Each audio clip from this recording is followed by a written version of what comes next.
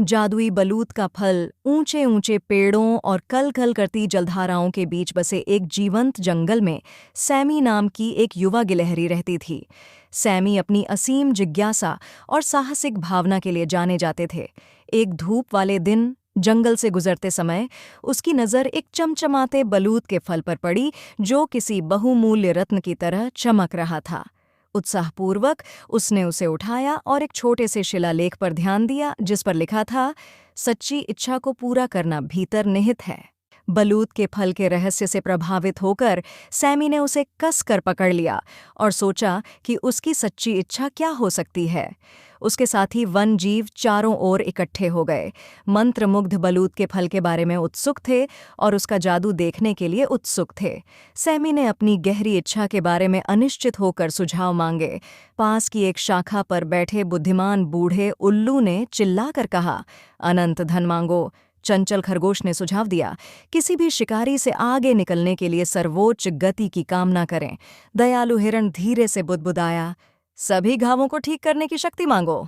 ध्यान से सुनते हुए सैमी उनकी सलाह पर विचार करते हुए रुक गया।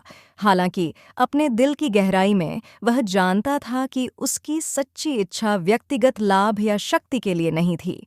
वह ऐसी किसी चीज की कामना करता था जिससे जंगल में सभी को लाभ हो सके।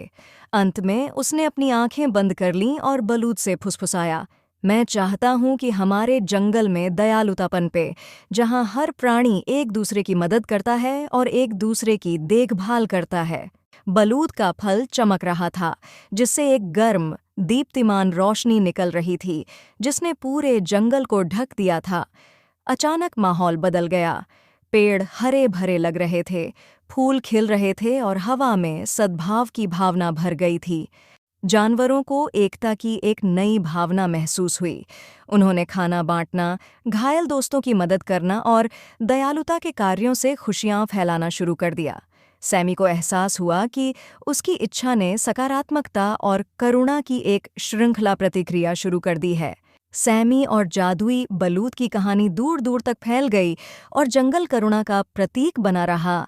यह सब एक छोटी गिलहरी की निस्वार्थ इच्छा के कारण हुआ।